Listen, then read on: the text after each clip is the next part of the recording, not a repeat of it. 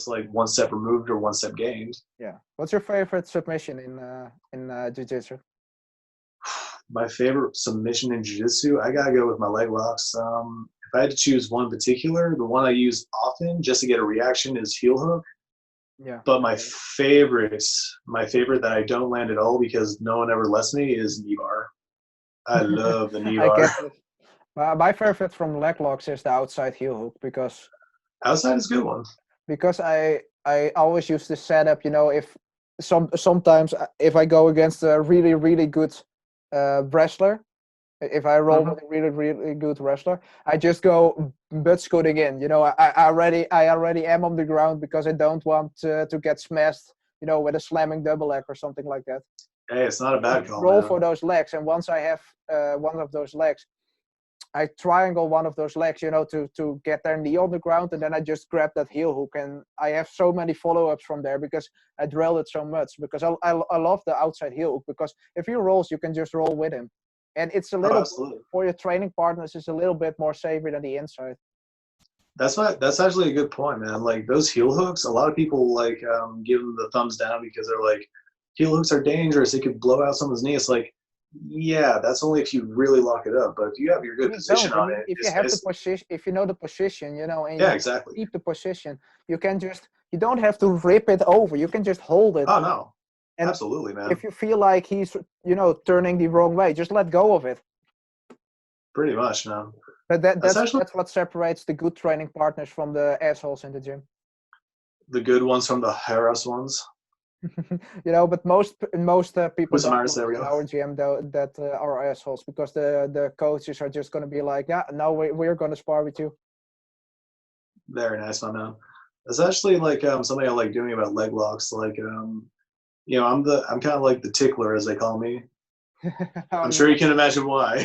If I'm sure you somebody can would, imagine why I get if called you the would tackle tickler. me, I wouldn't let go. I wouldn't let go of submissions anymore. I No, would but be like like, you need to tap really fast, otherwise it's going to be broken. not like the reason they call me that is I'm always going for foot locks. Like every time I'm on the Yeah. mat rolling with someone, they always say, "Don't go for my foot." I'm like, I can't make that promise. And then as soon as I get their foot, I'll just be like, I'll just hold on to it for a few moments, just like prolonging it, just like this escape, man. You can get out of here. You got to pin, spin, and dive.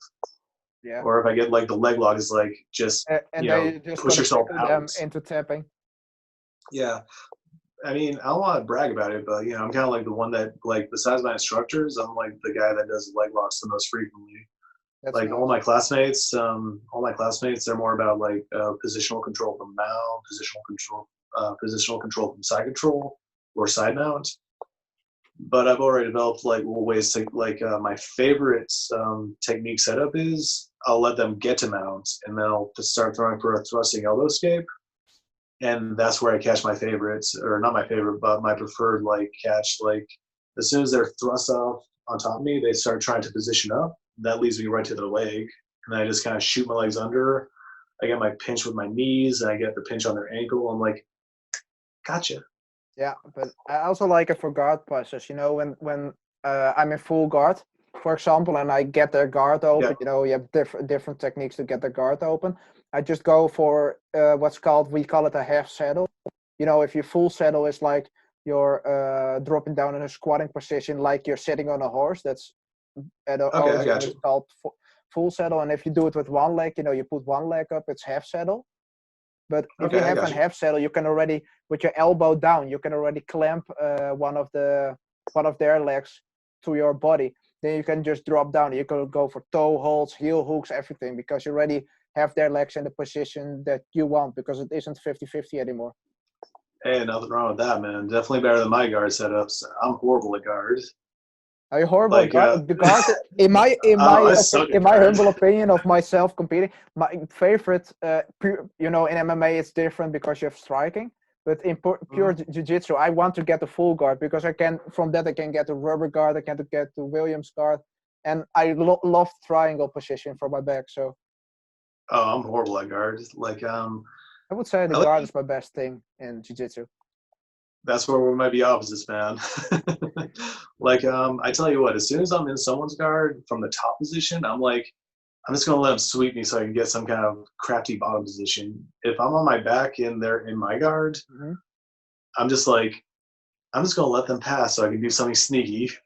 You know, the thing about guard, once you get sweaty, arm bars and no-gi get a lot more difficult from your back, in my experience, against high-level guys, because they know That when is to true, pull man. their arm out or pull their elbow out of the position. That's why you know, Silver Fox, you know, he did some videos with Firas Sahabi on the Yep. 5-star gym channel. He uses that under the armpit grip. Do you know that grip? It's kind of like It's like basically like very close grasping. Yeah. it's kind of like a shotgun grip, you know, like you're grabbing the arm like this, but then you just pull their wrist under your elbow. You know, you flare your arm out to Okay, the so pinch, almost like but an overhook. Okay, I got it's you. such a strong grip. Nobody can get their arm out. Even the big guys, they're just gonna, you know, they can even pick you up with it. It's such a strong grip. It's crazy weird. But if I have that grip, there's no way they're gonna pull their arm out, even if it's sweaty. So since I got to know that kind of grip, my arm bars have become way better for my back. But I still like the triangle and the omoplata more because, you know, I also train for MMA, and if you have the omoplata and triangle, you can sweep somebody way easier. You know, you can get on top way faster. You can That just, omoplata is a good one. I like the omoplata myself. yeah, if you have the triangle, you can just switch to a reverse triangle and you just can blast them with elbows because no way they're pulling out of a reverse triangle. You know, the regular triangle, that's the thing with Tony Ferguson against Kevin Lee. You know, many people always wondered why he put the arm on the outside instead of, you know, putting it across. But the thing is, if you have a powerful athlete like Kevin Lee and you're already sweaty, if you put the arm on the outside, he can't pull out. If you pull the arm on the other side, you That's know, a very like good it's point, man. supposed to be, then he can pull out because, you know, and if you pull the arm on the outside, you just have to either have uh, a really good angle, you know, like almost sideways Yeah, you gotta on the kind of get a person. little bit of stack and then start kind of pulling your arm out at that slight angle. Yeah, Yeah, you know, you have a almost rather, like a stack pass or a double underhook pass almost. yeah, and if the other way that Tony Ferguson did it, instead of, you know, squeezing down, he squeezed his knees straight up, like almost throwing in over top of him. And if you do it like that and then pull the head down, you can also get it there. But pulling the arm on the outside really helps with a guy almost can't pull out anymore, especially if you just switch to a reverse triangle. Then Oh man, that was a wild fight to be honest, man. it was I one was of my very impressed. favorites, man. I was very impressed with the way that Tony was fighting off his back that whole time. Yeah, it was crazy. But I love the fight. I love the fight. Oh man.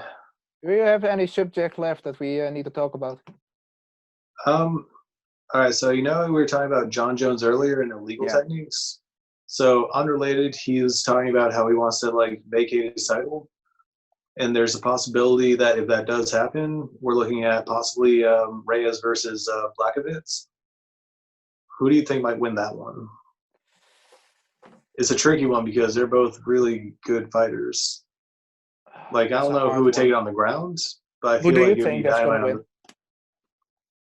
I hate to be biased, but I gotta go with the one that I can pronounce the name much more easily. I would probably go Dominic Reyes. I think he has a lot of skills with his boxing. If it That's goes fair. to the ground, it might be a little bit more. It might be a little more equaled out. It might be more in favor toward Jan Blachowicz. I hope I'm pronouncing that right. I think Those you are. Polish names elude me. Otherwise, we have the arguments ready. If people get mad about if you pronounce the names wrong, I mean, Where does you're from America, we'll I'm just from the insert Netherlands. subtitles. If people, so many people always say Bas Rutten, you know, and Melvin Manhoef. It's Melvin Manhoef, Bas Rutten. You know, the Yeah, guys from the Netherlands always get their name pronounced wrong by English speakers. So I it's kind mean, of like who it's cares? kind of You like know, Harry Potter. You know, like it's Leviosa, not Leviosa. I mean, who cares? I mean, we're talking about fighting, the most brutal sport in the world. I mean, who cares Very about true. names? If you just if people know who we're talking about, it's all right, in my opinion. Very true. I mean, I'm sure people know who Reyes and Blachowicz is. Yeah, everybody knows. Blachowicz. But yeah, they're both incredible fighters, man. I think they're both on like a pretty good tear. Like, yeah, Dominic But I Reyes think didn't I, win I the think last Dominic fight, but I wins. think he I think did. Dominic wins that fight too. I mean, I don't know if it'd be like a knockout or a submission, but I definitely No, think it would I be think like a win to his side. I personally think it's going to be a decision. But speaking of the entire retirement thing, who do you think did it best? Like, there's been a lot of people like saying, "Hey, I'm hanging up the gloves. I want to like vacate the title. I want to like leave the sport." Well, in a few years, Conor McGregor has the record for most retirements. That is true. He's got the most, But but did he do it the George St. Pierre best? did it best, in my opinion, because he retired when he was at his peak. Then he quit for a while. Then when he came back, he beat Michael Bisping in a That's very, true, man. very, very It was mind quite a blowing way. competitive fight. And I mean, with a perfect rear naked choke. And Michael Bisping also didn't let him win the fight. I mean, look at George's Oh face no, he after it. I definitely. mean, those elbows from bottom were very brutal. But I mean, he came back a uh, weight class higher than he usually fought, and he got the title. I mean, and then he just gave the title up and retired again. I mean, come on, guys. George St. Pierre is, in my opinion, the GOAT of martial arts. Not only because I would I would agree with that wholeheartedly. He's not definitely not only because he's an amazing wrestler, grappler, jiu-jitsu guy, and he is amazing at striking, but also he only had 2 losses, and those 2 losses he he avenged uh, wholeheartedly, man. he offends them wholeheartedly. And the other thing is, he came back, beat a guy a weight class higher, got the title. I mean, come on. And he's a very, very prime example of a guy that I want. If I have kids, I want to look at him. He's like, that's your Role model. role model, indeed. Like, what's actually very impressive about George St. Pierre's return is it felt like he had two primes. Like, Yeah. he didn't look like he was a step behind at all. He was like, No. he had prime one at welterweight, and then everyone thought, oh, he's probably going to drop a little bit because he's going up a weight class. Not correct. He actually went up a little bit because he finished that fight. But the thing is about that, it's because, in my opinion, it's because he trains at TriStar, and Firas Zahabi Yeah, really has it down in terms of how you should spar, how you should train. Taking care of your body, don't burn it out too fast. Uh, take real care of your body. You need to recover in a good way. You don't need to spar all the time. I mean, save your body for the fight. It get punished a lot in the fights already. Don't punish it too much in the gym also. very true, man. Like, sometimes you gotta go hard sparring, but if you do too much hard sparring, you end up kind of like Cain Velasquez, which is a real damn bummer. Yeah. And it's also because George St. Pierre never used steroids, in my opinion. I mean, some people say he might have, but I don't think he did. Nah, they have something in the water in Canada, that's for sure. And the thing is, if you look at other fighters, that have used steroids, they would never look at Alistair Overeem. He would have been way better if he didn't use steroids back in the day. I mean, I think he would have done pretty well if he had stuck at like light heavyweight. He definitely would have been forced to be reckoned with in that Yeah, weight class. I mean, you see people would take steroids, their body, they get a huge boost from it, but they burn their body out way quicker. That is very true. He's not even the best example of like people that got burned out by steroids. Mark Kerr, like that Yeah. guy, the smash machine. Yeah, that was really kind of like a bummer to see him kind of like go from this peak physical condition.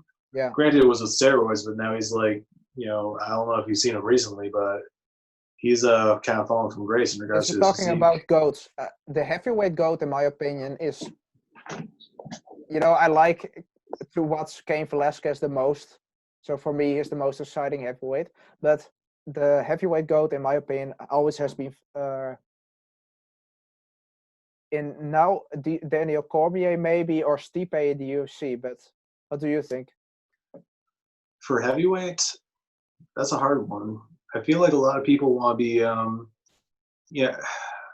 I feel like GOAT is something that you have to like kind of adhere to in regards to like longevity, because there's been like a lot of people that have speculated as GOATs for a long time. Like if someone were to like say who's the go to boxing, a lot of people might say like, oh, of course it's Floyd Mayweather. I'd be like, I don't know. As much as I don't like Muhammad Ali, I'd have to give it to Muhammad Ali because Yeah. he honestly made such an impact with the way he fought, and he kind of like innovated his style of fighting. Like not many people did what he did at his time, and then kind It's of the made same with it kind Mike of like a trend Tyson. to Of train. course, he lost, but Yeah, nobody did. He was the youngest heavyweight champion ever. true. But in regards to like mixed martial arts and heavyweight goats, part of me wants to say Fedor Emelianenko just Yeah, me because of too. a recognition thing, I forgot but I about don't feel that for the way. moment. I'm sorry, guys. Yeah, No, no, Fedor. no, not a problem. That's the thing. If he had retired sooner, he wouldn't have lost the fights that he lost. Yeah, His but ground and like, pound, his ground and pound is ferocious. I saw the first time I saw it, I was like, please get this guy underneath him to safety because he's gonna get fucked up by that ground and pound. but like, I don't know. If I had to give it a top three in regards to who like are the top three heavyweights, kind of like minusing out goat, I would definitely not put Fedor in the top three. I would actually have to go with Cain Velasquez is definitely a top three fighter in my opinion. Yeah, Cormier, in my opinion. Daniel Cormier is definitely on that list. And then this one I might get a little flack for, but I honestly felt that Randy Couture, when he was fighting, he was Yeah, spectacular as a he heavyweight. was a very small heavyweight. A He very was small heavyweight. like In that my didn't stop opinion, him too much. he had the best comeback ever. Oh He was a man, very old guy. He came back. Nobody expected him to win that fight, and he beat the guy up. dude, no, he had so many comeback. Like he was the underdog in a few fights. It was wild. Like imagine how wild it would have been had he won against Brock Lesnar. People would be like, "Holy shit, did that just happen?" But he Yeah, did but get caught a few times. He I got mean, caught a of few course, times in that fight. It was really a bummer. let's be honest. If he would have been training in MMA for since he was a child, he would have been a monster. He nobody would have beaten him at heavyweight. Nah, very true, man. He is a special kind of athlete. Granted, I still kind of like long for the entire like who would have won, Fedor versus Couture. I think that would have been like a great fight. I think Fedor. Probably, it wouldn't surprise me. Like the ability he has with submissions, on top of his ability to like get the fight to the ground, Yeah, definitely would have been a problem for like someone of Randy Couture's style. yeah. But that's what made Randy Couture so interesting. Like I never expected, by he, the way, Chuck Liddell versus Randy Couture. That Chuck Liddell oh, would, that first fight, yeah, yeah, dude. in the second rematch. Oh, the second fight, yeah. That was kind of like I saw Randy Couture get knocked out that second and third fight combined. I was like, oh, Randy, how you Yeah, falling? but Because someone started that's shaving also my a head style. mohawk Chuck style. Liddell also has a style that you can only fight that way for if you're younger, if you're in your prime. If you get older, you can't fight that way. Yeah, it's very sad about Chuck Liddell, man. He just kind of like let the damage add up too much.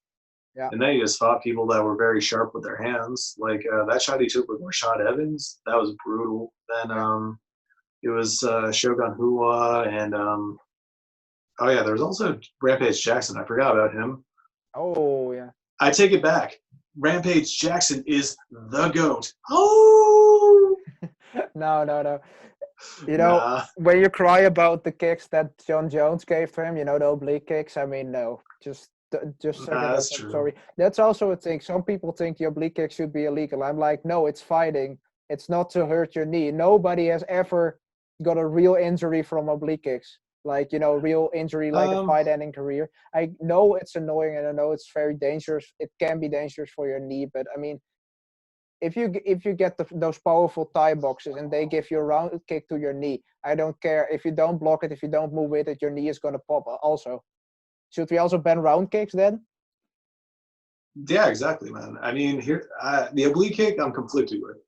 It should be allowed. I actually like using them, but I don't like getting an oblique kick myself because it It could be. isn't even that hard to block once you can deal with It's it. really not. If you know how to deal with it, just pick your leg straight up. You can block it, or put your leg straight down. You can block it. Yeah, pretty much. I mean, you could easily avoid those oblique kicks, but the way that John Jones was throwing them, it was very like interesting because I feel like you don't really see that technique at such heavier weight classes. And No, then that's true. that But was that was kind of like the trend that he started. Like yeah, as soon as you saw you him know, the doing thing is, those, if you use it against somebody that's like Jackson or Wonder Boy, they have a sideways stance, a sideways boxing stance, you know, a little bit bladed, or really a sideways stance. Like if you stand in Firas Sahabi said it best. If you stand in a stance like that, it's harder to punch you, but it's easier to kick you.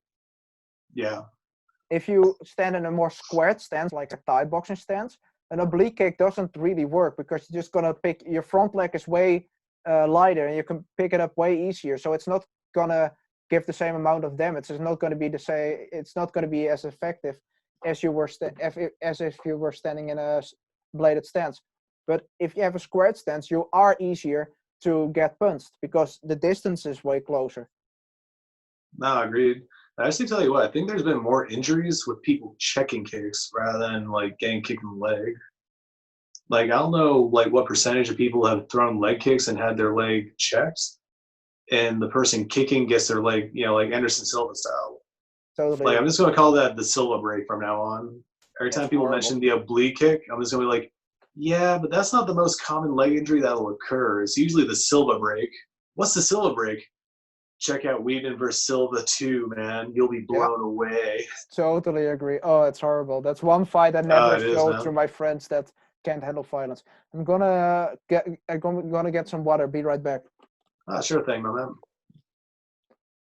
And there we are. Headphones There are we back go in. again, man. Chat Combat round Chat 2. Combat part 2. Now we're still recording, but we can edit this part out. Oh, not a problem. You still recording, right? Yeah, no problem. Indeed. So, like, So, what do you think about like training in regards to like frequency over like rapid progression? Like, I don't know about you, but I've seen some people that kind of like, you know, like they'll start training, they figure, oh man, I'm just gonna like go 6 days a week, and then like they just burn themselves out after like 6 months or like 3 to 6 months. I Me usually personally, I usually go for three times a week, and 2 times a week I go weightlifting, and not a once bad a week I call. go for a long jog, so cardio and other cardio work. So I It's train a good. 6 day in the week, but 6 days in the week, but it's more like outside of the Corona business. Usually I you hear you. now I'm a little bit lazy in comparison to normal times. I still jog and I still do push-ups and that stuff around the house, but yeah, six Push times ups. a It's week. But what's for I like to keep breakfast. it fun by not doing the same stuff over and over. No, it's not a bad call. Like I do know that like I kind of like the frequency angle myself. Like you know, as long as you're getting like at least 3 to 4 times a week in regards to like being on the mat to do like kickboxing or jujitsu, that's like a pretty good number. Like I know Yeah, some people that try and do like 6 or 7 days a week and they just end up getting burned out. I mean, there's nothing wrong with that. Like if you can keep up that kind of pace and like really train that hard for a long period of time, good on you.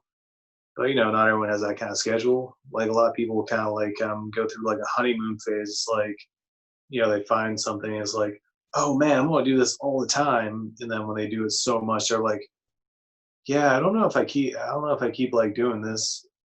I don't yeah. know if I keep doing this. It's like they get kind of desensitized and a little bit jaded. Like, yeah, I think I want to kind of like hang out for a bit, just not do it as much. But you know, if you do it just frequently enough, I think that's kind of like the right mix. But that's also the thing. Some people also get bored from training a lot, and I always think that's what MMA.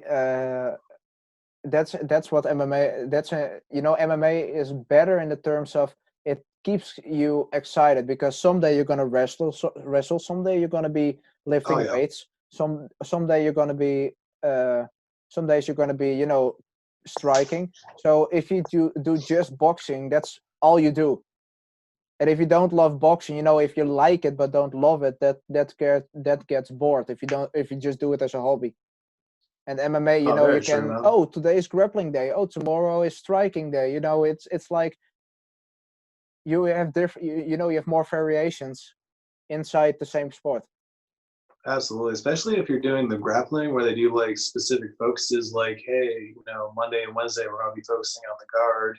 Tuesday, Thursday we're going to be focusing on side control, and then Yeah, weekend is totally like agree. open mat. But it's kind of a nice thing, man. Like I kind of imagine like boxing is very like I don't want to sound like it's a pun, but like it's very like neatly tidied into a little box. Like, Yeah, there's only so many workouts you can do. It's like, all right, what are we doing on Monday? We're gonna do the punches. What are we doing Tuesday? Punches and head movement. What about yeah. Wednesday? Head I movement. see what you say, but that's What the about thing. That's the thing. That's also why in MMA you see all those guys with different fighting styles. Some guys look more like Wonderboy, more like karate. McGregor also looks like Taekwondo slash karate stance, but he uses boxing in that stance. But boxing, you have different boxing styles, but it's not yeah, as crazy as MMA, because in MMA, because it's kind of a new sport still, so nobody really knows what's the perfect way to go. And in boxing, you have you fight, you always fight like your body type. Mike Tyson is more like roll with the punches, getting close, hit them hard. And a indeed. guy like Muhammad Ali is more like keep the distance. But in MMA, if you have a different body type, you're gonna be like some guys are lanky, and have great cardio. They're gonna be like a volume puncher, and some guys are very explosive. They're gonna be like I'm gonna shooting for the double leg. Yeah, that's also like an interesting thing that you point out because like boxing comes from like there's like only so many ways you can like Yeah, there's in exactly. fighters, out fighters. I don't know all the terms for like boxing styles, but like there's only so many ways you can train boxing. But in mixed martial arts, there's like a multitude of ways that you can train it. Like you Yeah, can because you have just more basically techniques. mix it up. You have more techniques to your disposal. So yeah, Oh, absolutely, man. Which is kind of nice. There's more strategy too, like yeah, because you have the submission element and like the means of which you can get into a clinch as well, which is a big deal. Imagine if they broke up every clinch after like at, as soon as you go for double underhooks, it's I like think a lot of we need to break it I up. think a lot of referees would be choked out after the fights. That I really do. I hate it. Sometimes I also hate it. If you see the Usman versus Woodley fight, was a their good fight. clinches got broken up a lot in the beginning of the fight. Later on, not so much, but in the beginning of the fight, and I hate that. I mean, of course, it's boring to watch. Even I think I love grappling, but I think that's boring to watch. But I mean, it's not easy to get into the clinch in the first place against a trained grappler. So I mean, let No, them very work, true, man. Very true, man. especially in the That's first rounds, because it's not like in the later rounds you can say some guys know they are ahead of points, so yeah, they think if I just hold on to him a little longer, they're stalling. But in the first round, I mean, come on, guys, you can just let the fighters fight their fight. no, I absolutely agree with that, man. I mean, it's kind of like I think the one time I didn't like the clinching when it happened against the fence. I mean, I always look at the style that people bring into the cage, and that's what kind of makes me kind of like understand is that part of their plan or is that just like a stall tactic? Yeah, The one time I was like very against the entire like wall stalling was I think we talked about this before too. It was like yeah. Raquel Pennington versus Holly Holm. Oh, that was horrible to watch. So It it could have like been such an awesome fight. it could have been very good, It but could it have was been like better than Joanna versus pretty much. I don't know how But to like pronounce her name, so I'm sorry, guys. oh Rose Namajunas. No, no, no. In which he looked like Oh the guy the from Chinese the one, T Chinese. movies. Yeah, exactly. Zhang Wei Lang. So something like that. I can't pronounce it. I'm Oh, sorry. Zhang Wei Li. Zhang Wei Li. Joan Lee. That was her name. You know the trick to saying that name? John Wayne, right? Yeah, You're like the actor John Wayne. yeah. Just add the word Lee at the end of it. John Wayne Lee. Joan Whaley. That's how I remember it, at least. I Mm, know it's probably okay, horrible. I'm probably not gonna get many people that appreciate that. But hey, if it works for me, it might work for thee. that's true.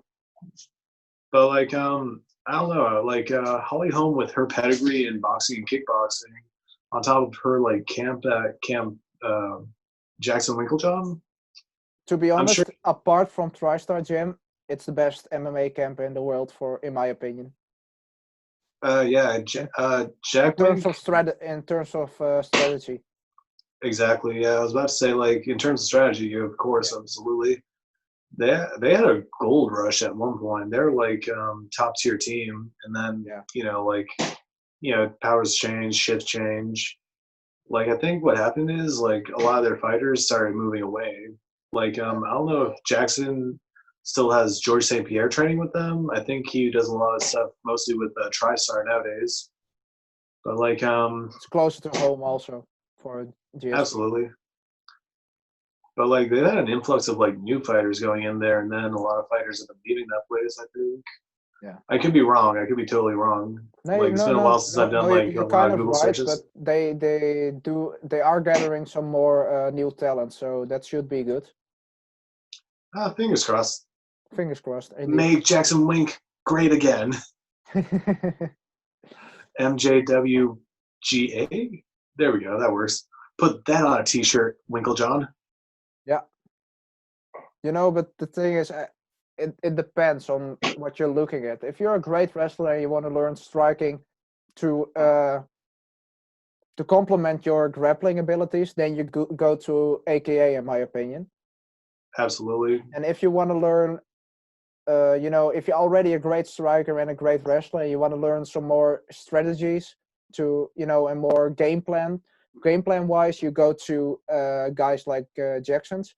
But if you want to go to, if you're more of a jiu-jitsu guy, then TriStar is where it's at.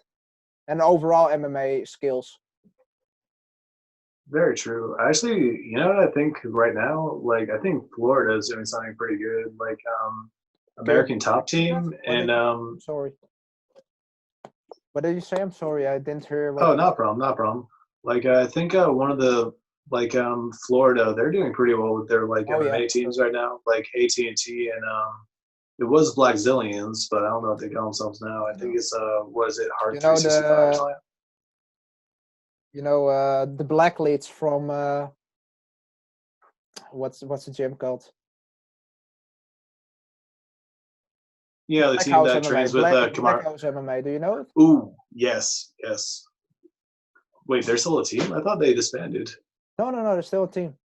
That's awesome, dude. That's where I think it was Lieto Machida and Anderson Silva. They used to train with Black House. Yeah, Anderson Silva too. But it's coming up again. But lots of amateur fighters also train there, and professional. That's awesome. Also, Vince the Anomaly from Fight Tips. You know him. He's an upcoming fighter. He's very good. But he also trains there, together with Bubba Jackson's. That's also he fought in multiple organizations. Really, really good wrestler. Very nice.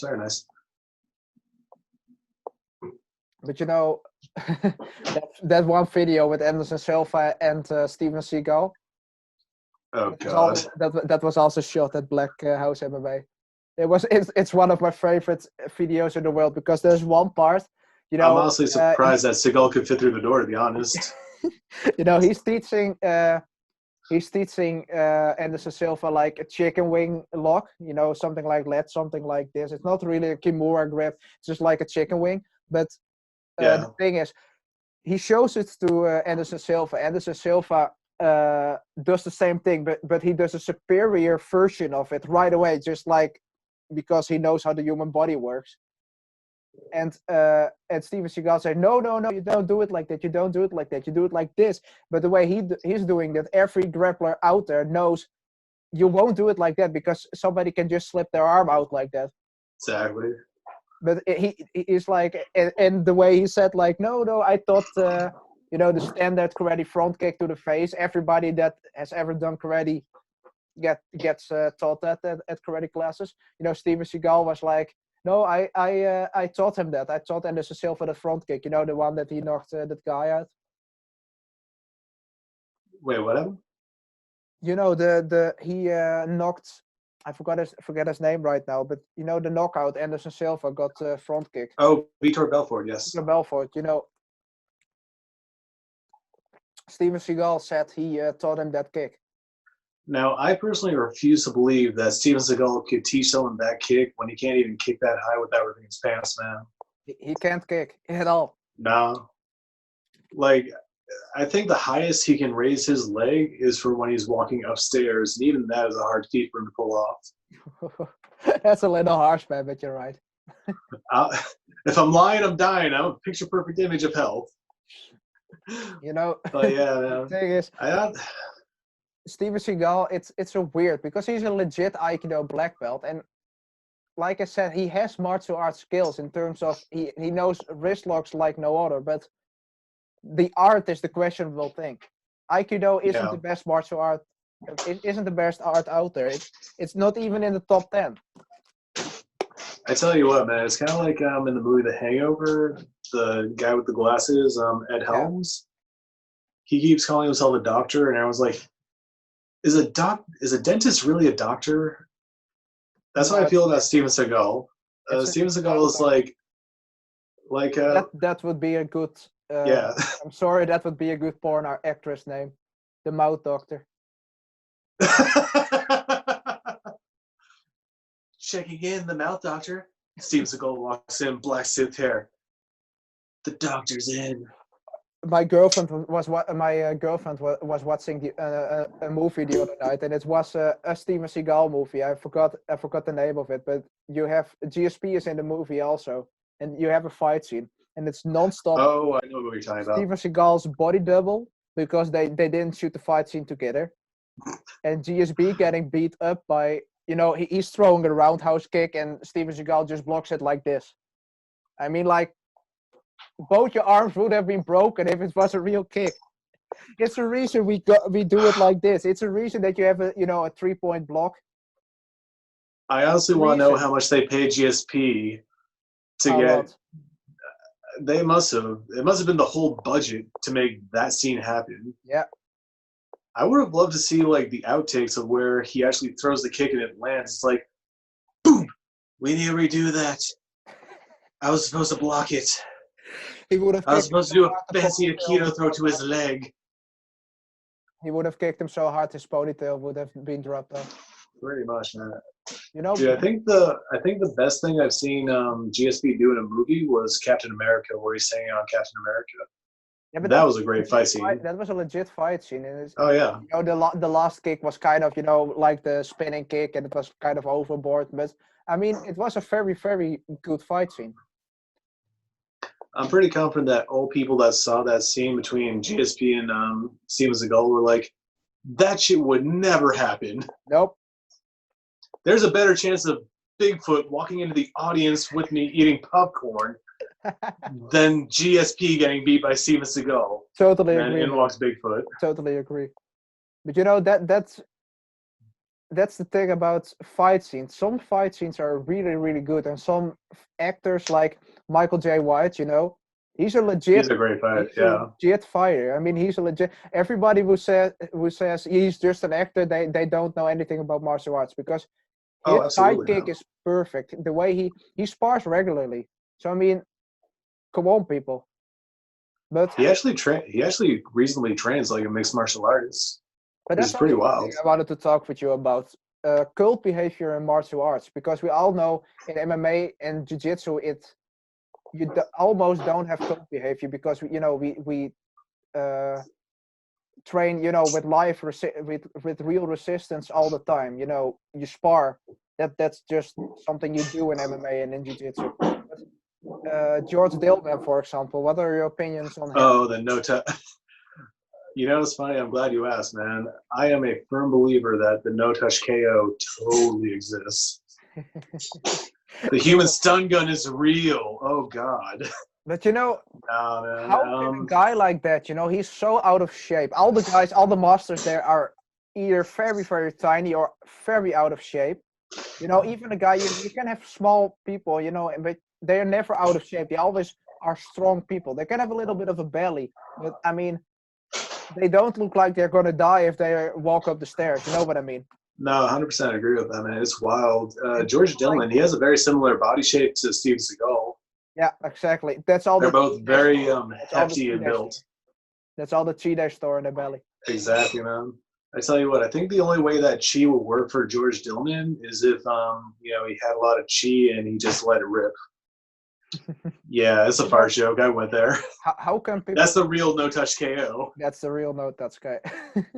But really, what do you think about how can people believe in that crap? It's weird. Like a lot of people, how to describe it? It's like why? I'm trying not to put Santa Claus into this because I still believe in Santa Claus. How else do gifts get put on? These spaghetti monster people. No, it's kind of like you want to believe it. Like people when they start doing like I'm not going to say a fake martial art because there's some validity to like some martial arts, but George Dillman, I'm pretty sure a lot of people took up that martial art because they saw something that they believed in. But like all beliefs, they can be shattered. Like I believe I can't remember what gym it was, but when I saw that documentary that news reporter went with them to, they were like, yeah, they couldn't do the technique on us to no touch KO us, so we brought in some fighters. And it was Stephen Bonner from the first season of The Ultimate Fighter. He was one of the fighters that they kept trying it out on, and they kept coming up with these little excuses as to why these no touch KOs. Yeah, because his one toe was up and one was down, or the tongue wasn't in the right place in the mouth. It was exactly. It's ridiculous. I mean, but like if somebody if in self-defense somebody tries to knock your head off or stab you, yeah, I tried my no touch technique, but it doesn't work because his mouth isn't.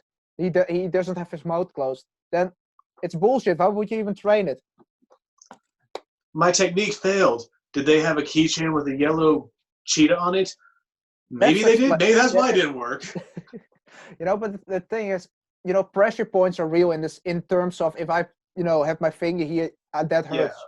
Yeah. It doesn't hurt too much. In a real fight under adrenaline, you don't even feel it. But I mean, against 8-year-old children, it works. You can't put your 100%. You can't put your thumb on somebody's forearm. If you scruff it, dude, if you take your hand like this and put it behind an 8-year-old's neck and scruff them like a cat, they will totally comply.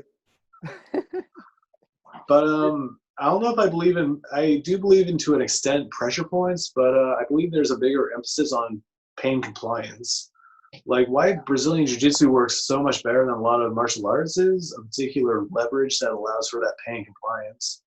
Like why does an armbar work? Why do people tap out from an armbar? It's because you're hyperextending that, and they're like, okay, I'm willing to listen now. And you take away their can let go. I mean, absolutely. If I would take my thumb and I would shove it in your eye, for example, eye gouging, it does work. Don't do that, Vincent. I thought we were going along. If you just imagine this for a second, if I would be a bad guy and I would do it to you, if we were standing, you would just put my arm to the side and then start attacking back.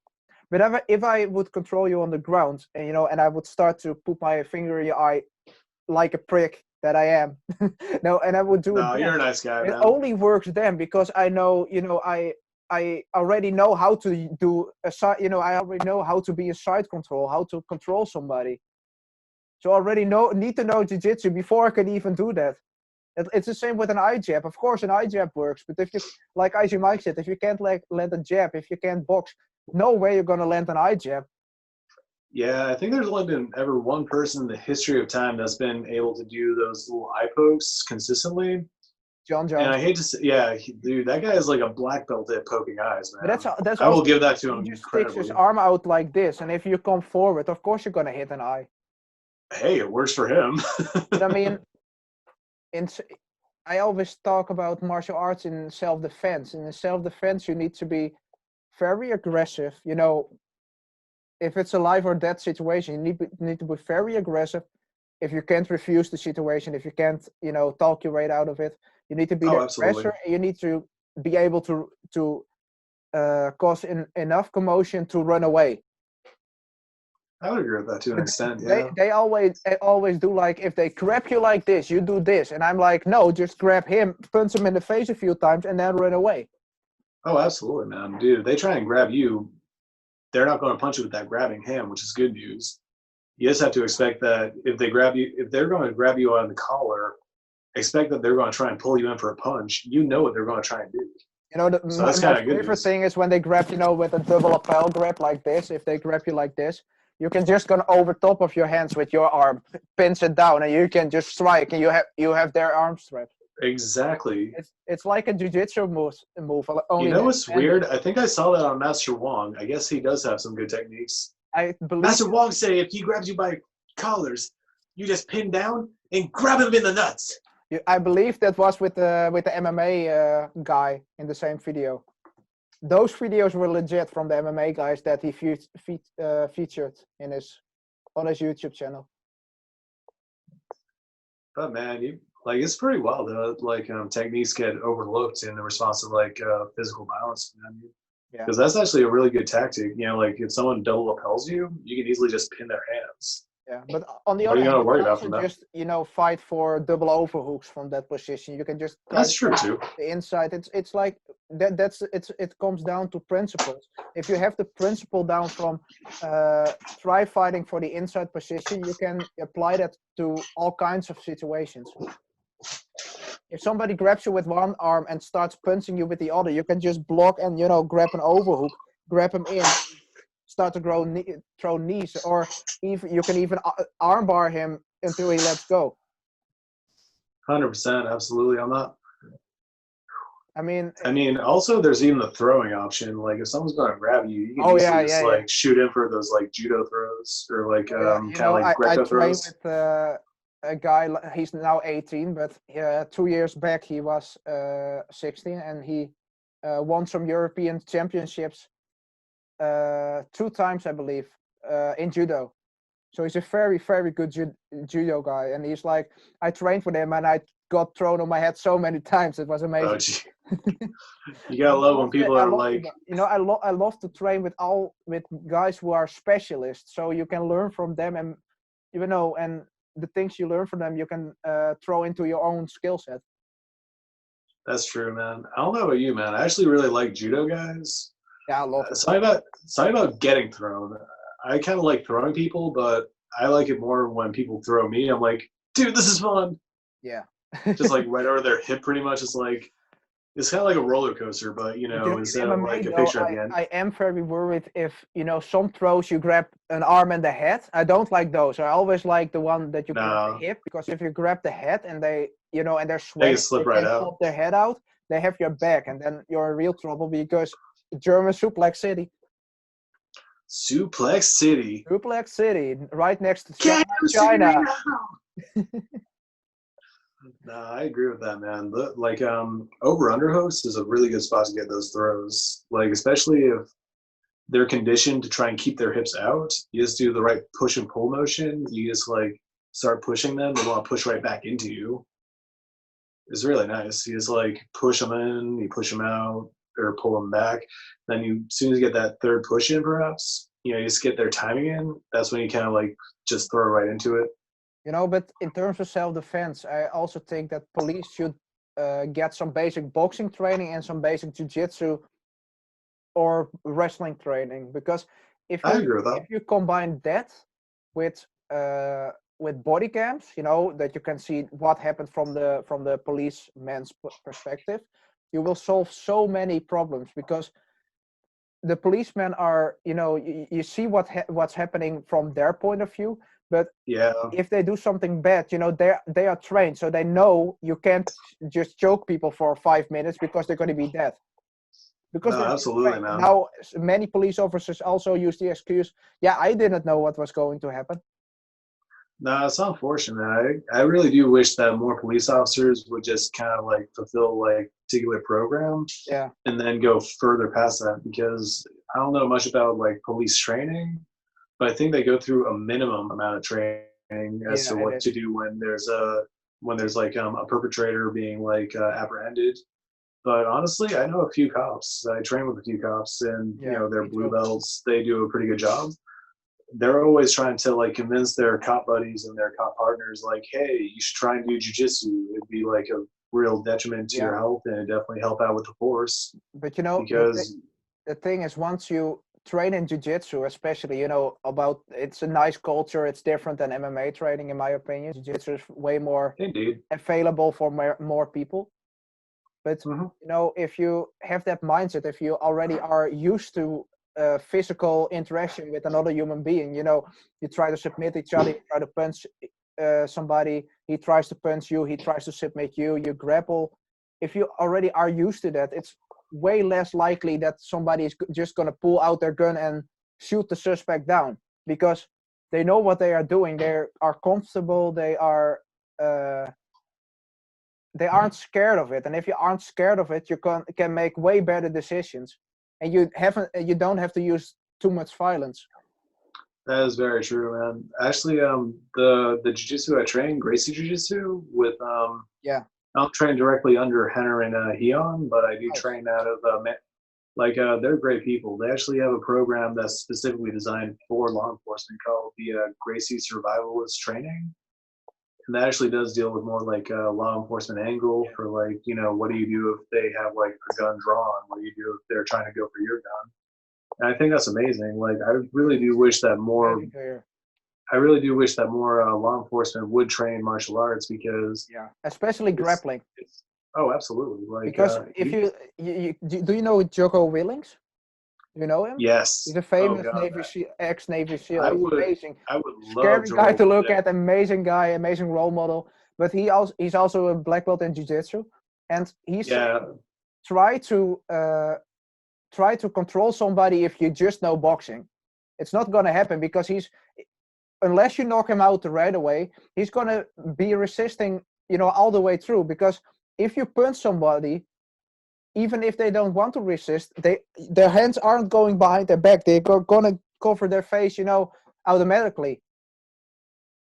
You know, just by instinct. And if you know jiu-jitsu, you can control somebody way better, way easier. Absolutely. I mean, that's the prime like principle in jiu-jitsu, is like, you know, establish a good position, control the position, and then go for the submission. Yeah. Like, those are like the prime things that you learn about jiu-jitsu. It's not about get the submission immediately and risk losing your position. It's always like, you know, establish that you're all right first, and then once you're all right, you try and make the move to become more in control of the position, which is really life. Like, I don't think there's many martial arts that are just like that. The restaurant. Yeah, Matt Serra. You know, it's weird. It's not just Matt Serra. It was also Ryan Hall. There we go. He also had an incident like that. I'm still waiting for the day that happens to me, where I'll be just at a restaurant eating a slice of pizza. Some belligerent drunk person's like, "Hey, I want to fight someone. I've had 7 beers. No one can take me down." It's like, oh, it's happened. It's finally happened. It's arrived. All these years of martial arts training, I get to put you down and just hold your wrists and wrist control and go, come on, man, calm down.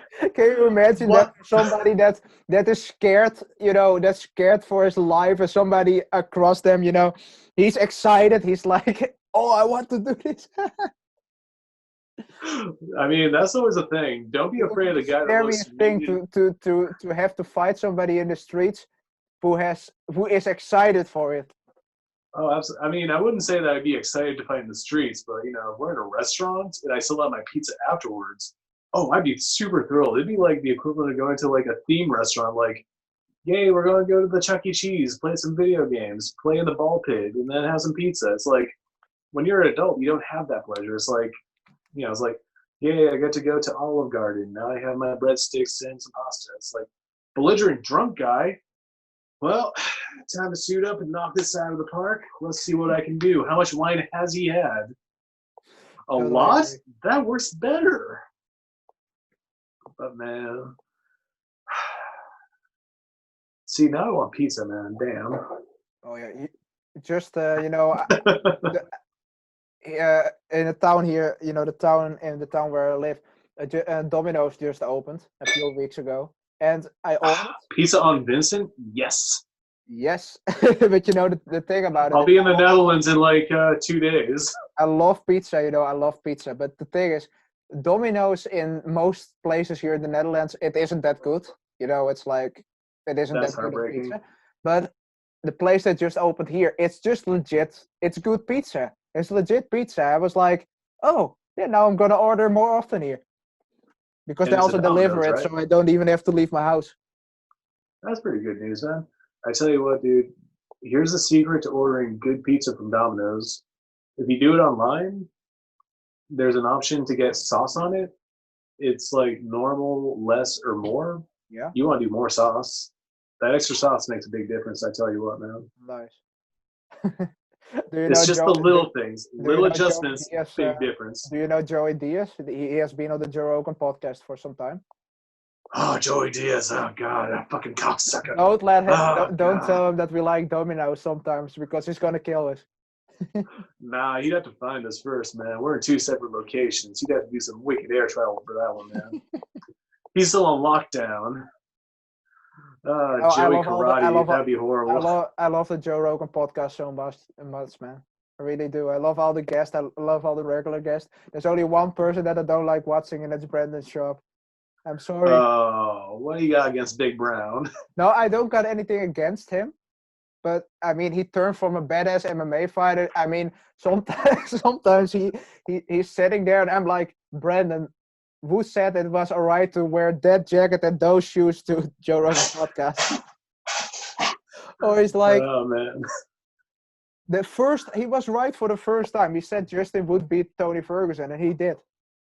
At the last moment, he changed his mind, and look what happened.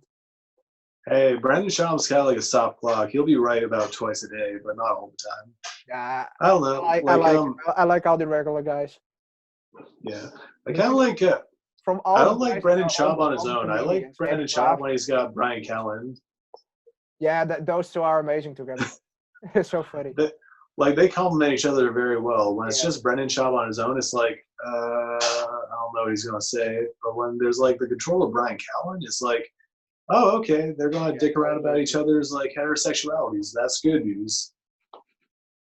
You know, from all the the comedic fans of the comedians that are in the Joe Rogan podcast, Eddie Bravo, who officially isn't a comedian, he is the funniest to me. Eddie Bravo's not a comedian? Yeah, he did some shows, but he's not a comedian officially. Huh. He isn't a stand-up. That's kind of weird.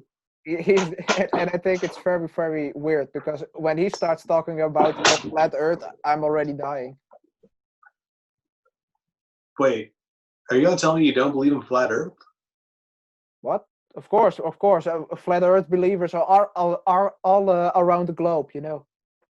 No, I'm being totally serious. You do know that Earth is flat, right? Sure, Rand, sure. I'm sorry, I couldn't help myself. I had to try.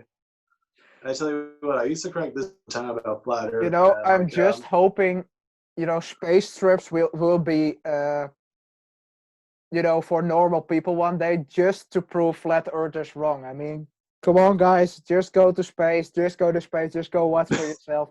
It's not even that hard to prove. I mean, if you look at the ocean, if you're in a ship and you see a ship with sails coming towards you, you see the sails first, then you see the ship because he's so far away that he's literally it basically is coming around the curve. Yeah. But like I actually got into it once. Dude, I tell you what, I got into it once with someone who was like really thoroughly convinced that Earth was flat, and I was talking with him like I couldn't help it. I had to feed into him just a little bit, just to kind of like have a little rise, just a little rise. And he kept saying I was a sheep, and I was like, well, what's your proof that Earth is flat? Because I have years and years of lots of evidence that Earth is a globe shape or like a long sphere. Yeah. And he kept going on like this and that, and I just kind of found about a cruise ship that kind of is like trying to be about flat earthers going to the Antarctic or the South Pole pretty much. And they're like, oh yeah, there's no South Pole, it's just an ice wall. I'm like, I tell you what, dude, you have something to prove. You buy tickets, we go on this cruise, and I will buy chocolates. Yeah. Whether or not the Earth is flat or not, it's an ice wall. He's like, I pay money. I'm like, you're the one trying to prove it. Yeah, big claims call for big evidence. Absolutely, man. Like, I feel like the evidence is already there that the Earth is round. Yeah. We have a lot of pictures from space, first off. And no, there's those no are one fake, that... friends. Those are fake. They're only fake if they were used with the wrong Crayola. It's clearly a big green sphere, not blue. But the thing is about... the thing about science is I don't care. I'm not going into beliefs and and too much into politics, or that's not what this podcast is about. But if you look at science, if all the science books were gone today, in a few thousand years, it would all be back the exact same way that it's now, because science always gets around again, because you just explore things, you discover things, you investigate things, and that's when you draw your conclusions as a scientist. I could agree with that. I definitely would agree with that. If I somebody mean, destroy the Bible today, in 1,000 years you might also get a Bible again, but it would be different than the Bible is now. indeed. Like, I mean, I'd be incredibly impressed if there was another incident with the ark, to be honest. That'd be kind of wild. Like, just like new Bible 2,000 years later, it's like, wow, they really got two of each animal on this fucking boat. It's like, yep. But Really? I I don't want to ruin anyone's beliefs or anything. Oh, I no. think everybody should be. I believe in freedom for everyone. Everyone should be able to believe in everything they want. Everybody should be able to, do everything. That you should be able to jump out of planes with a parachute. You should, go on cruises. You should be allowed to fight and practice MMA. Absolutely, man. The thing is, I'm not gonna lie, I got a little concerned when you said people should be able to planes, and then you said with parachutes. I'm like, okay, thank goodness. I got myself on that one. I thought, what am I saying? Wait, what am I saying? Okay, with parachutes. But, you have me going there, Vincent. but that's the thing. I believe in freedom for all, but you also have to be rational. You also have to be. Science is science, and science is the truth because it has been investigated by way smarter people than we are. So. Absolutely, man. I mean, in the end, there's enough room for faith and religion. I mean, faith and science. Like you can believe one thing, but totally comprehend that. But my grandmother, for example, she passed away, and before she passed away, she really believed in the fact that she was going to see my grandfather again, in heaven.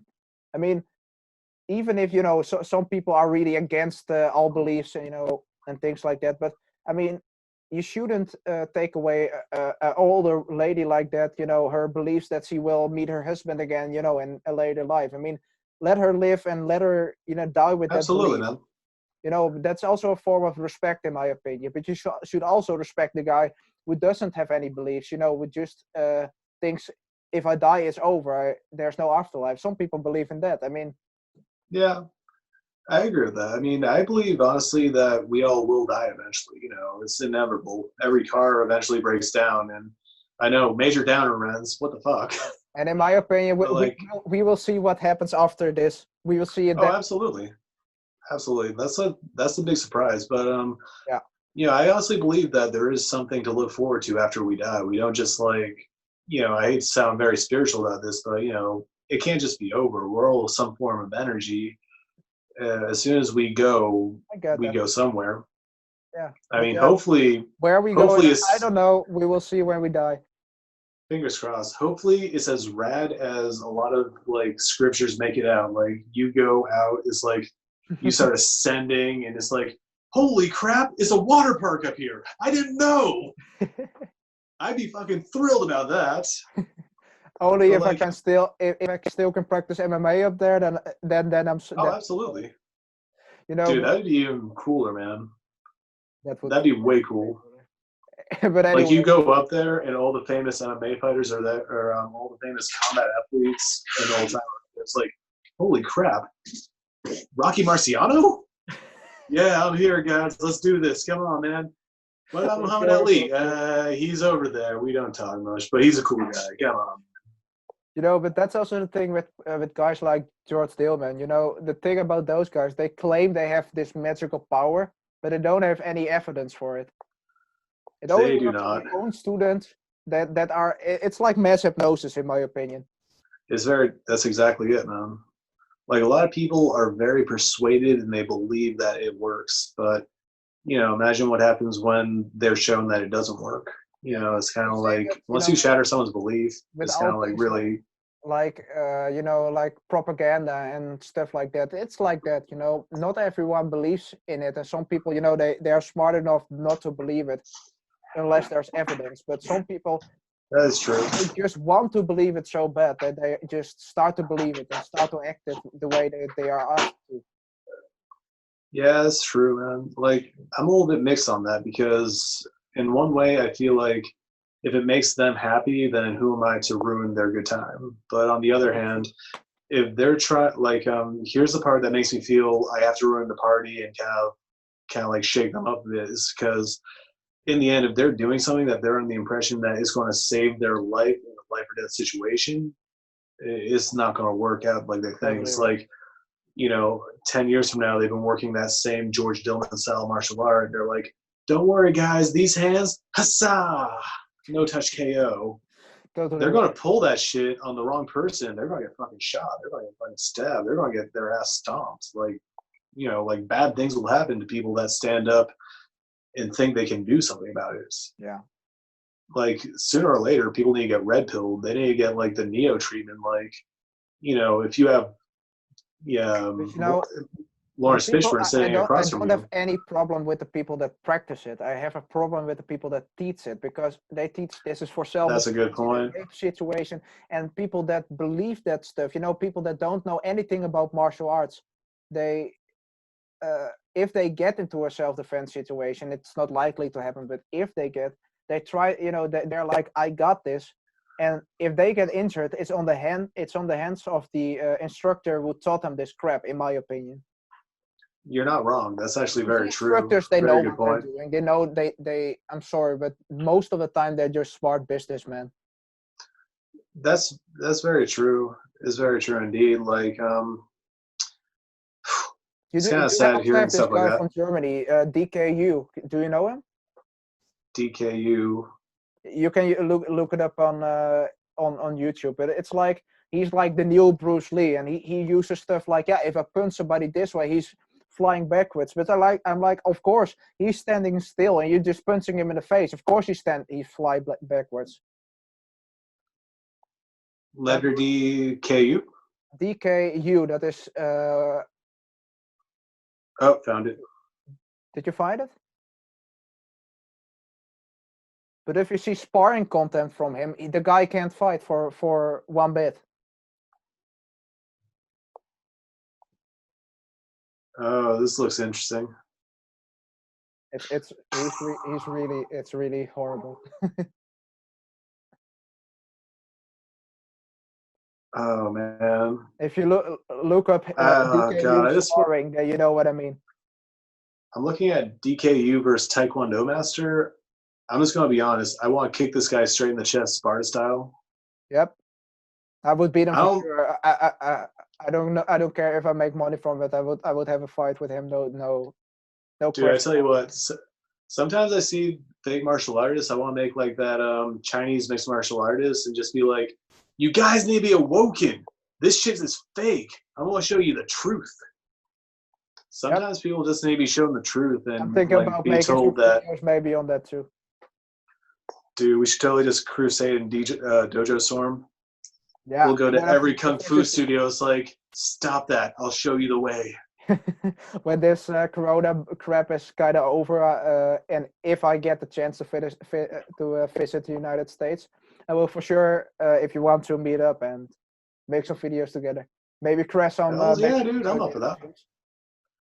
Dude, I tell you what, man, you come to America, if you come down and come up to New England, we'll road trip down to South Carolina and we'll storm, we'll do our first dojo storm with Hard to Hurt and Sensei Seth. That's a thing that we for sure are going to do. I want I to think, visit America. I'm going to be like on a road trip. I'm going to visit all kinds of different gyms. very nice. But I think it'd be kind of funny. We just kind of prank Icy Mike and Sensei Seth. Like, we'll just show up like, hey, we're here to test the validity of your martial arts. By the way, what's up, guys? We're actually fans of yours. But on the other hand, if they make a podcast with us, because guys, for everyone watching, Icy Oh Mike is man, that's right. They he's a already know very big us. YouTuber, and Sensor Set is also a very big YouTuber. They both luckily wanted to be on the podcast, so That should be fun. that should be fun. It would be First be an episode, honor.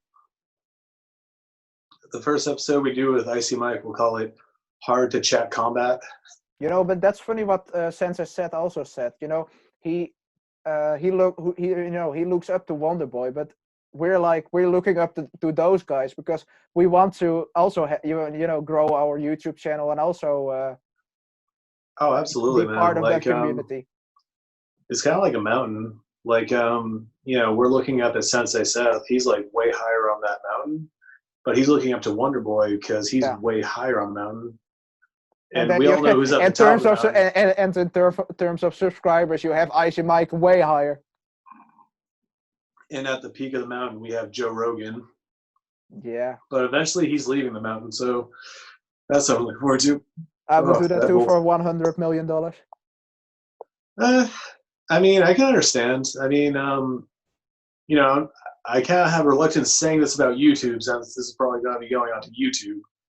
But there are some restrictions about YouTube that make it hard to get some points across without getting like I get that. But on the other hand, penalties. On the other hand, if you just follow the guidelines, you wouldn't be in that much problem. Come on, Vincent. I'm American. I bend to no one. I'm just kidding around. I comply with certain rules. It's only because I'm a nice guy. On the other hand, YouTube really has it down on how to get views. They have some things that I would change personally, and that I don't like. But I mean, in terms of live streams and you can do so much on YouTube, and in terms of how it's the biggest platform for a reason.